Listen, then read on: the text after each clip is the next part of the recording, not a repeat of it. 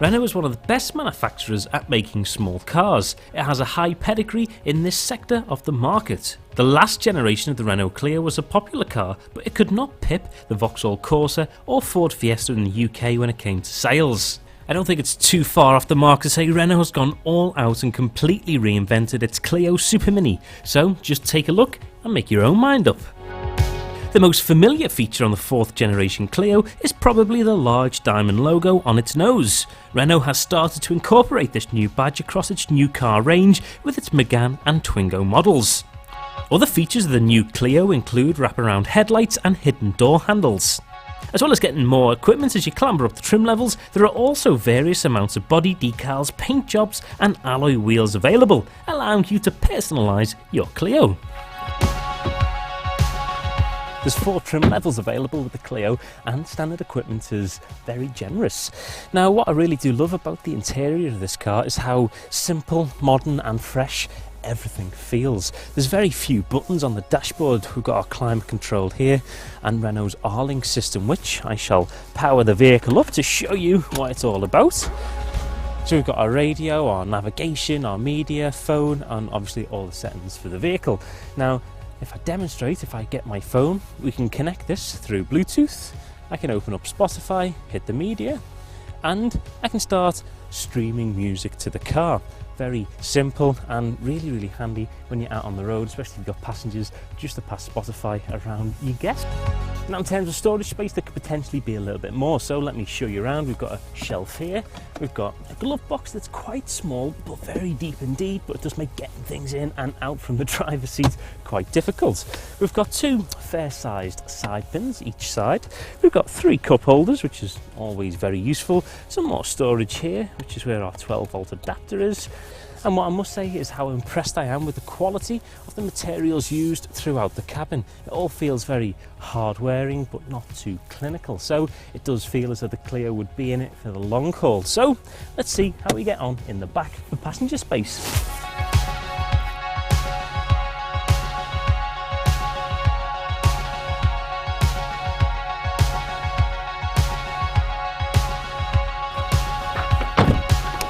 Now, the first thing that may catch you out when getting into the back of the Clio is the position of the door handle. And I know for myself, I certainly had a few comical moments watching people from the older generation trying to get into the back of this press car. So it could provide some potential entertainment. Now, one thing that certainly did catch me out in the back of the Clio is the amount of leg room that's available. Now I'm just over 6 foot and I've got the driver's seat set up for my driving position, and you'd certainly struggle to get 2 6-foot+ people in the front and the back of this car. There's also a limited amount of space available on this bench as well. You'd certainly struggle to get 3 fully grown adults in here. Space really is limited in the back. That's not to say there's plenty of headroom, because there is, and that's partly down to the way in which this car's been designed, so that's quite good. The other thing to highlight in the back of this car is we've got wind up and wind down windows.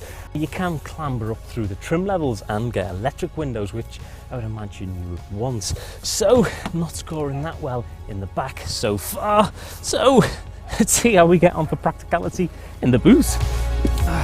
Now the boot space has been increased by 12 litres, so there's around 300 litres of boot space available now, and that can only be extended by removing the parcel shelf, which I must say is incredibly difficult to get out. I know yesterday when we were in the studio, it took at least 4 crew members to get that out, and these seats are really easy to fold down, extending that 300 litres. However, this prevents you from loading completely flat, which can be a little bit frustrating. So trips to IKEA may be a little bit of a struggle.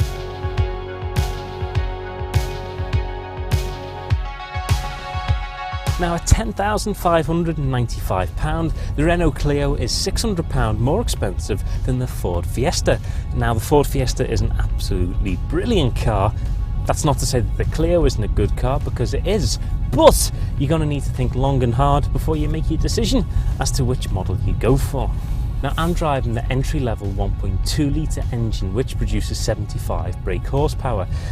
Now, in my opinion, this engine is a little bit underpowered. That's not to say it wouldn't make a perfect car for somebody who's just got the license, because it probably would, or if you're looking for a car just to get to A to B, then this will probably also do you fine. But for me, just a smidge underpowered. As with most super minis, however, efficiency is where it's all at, and the new Clio certainly delivers. The Clio gains a new 1.5 litre diesel unit which produces 90 brake horsepower and emits just 93 grams per kilometre, and returns around 83 miles per gallon. But it doesn't stop there, as the diesel variant impresses even further when spec'd with an Eco Pack. The Eco Pack means the Clio 1.5 litre diesel unit emits just 83 grams per kilometre and returns up to around 88 miles per gallon. These low emissions bring the obvious advantage of zero road tax and the congestion charge exemption if you live in London. Now, in comparison to the previous generation Clio, the front end grip and the driving dynamics of this car have improved dramatically. Great improvement all round. You can have quite a bit of fun driving this car out on the road and throw it into corners to have a little bit of fun. The Clio is great value for money, as low emissions and generously packed equipment levels mean the basic criteria of what makes a great super mini are inarguably ticked. So, to summarise the Renault Clio, firstly stopping at appeal, the Clio is by far one of the coolest looking super minis on the market. This is matched with a well equipped interior and a range of customisations. We give its appeal 4 out of the 5 available stars. Practicality. This car is one of, if not the most practical super mini on sale. It is a great all-rounder when it comes to practicality, and now that all models are 5 doors, every model in the range offers impressive storage credentials. We give its practicality 4.5 stars. For performance, if you're after a super mini that is going to thrill you with speed, then you should look towards the Renault Sports version of the Clio. However, if low emissions and a high MPG is what you're after, then the Clio is right on the money. With emissions as low as 83 grams per kilometre and miles per gallon figures reaching into the late 80s, we give its performance category 4 stars. The ride and handling of the new Clio lags behind the Ford Fiesta, but dynamically it is much better than what has gone before. We give its ride and handling category 4 stars. For ownership, cheap running costs, plenty of kit and reasonable prices, the Renault Clio is a great all-rounder when it comes to ownership. Plus, Renault is willing to throw in a 4-year warranty. We give its ownership 4 out of the 5 available stars. Overall, the new Renault Clio offers striking looks, a good range of fuel-efficient engines and affordable price tag, easily measuring up to the heavyweights in the sector that include the Ford Fiesta and Vauxhall Corsa. The Clio is the new kid on the block, and it comes with a little bit of attitude. We give its overall rating 4 out of the 5 available Motor Talk stars.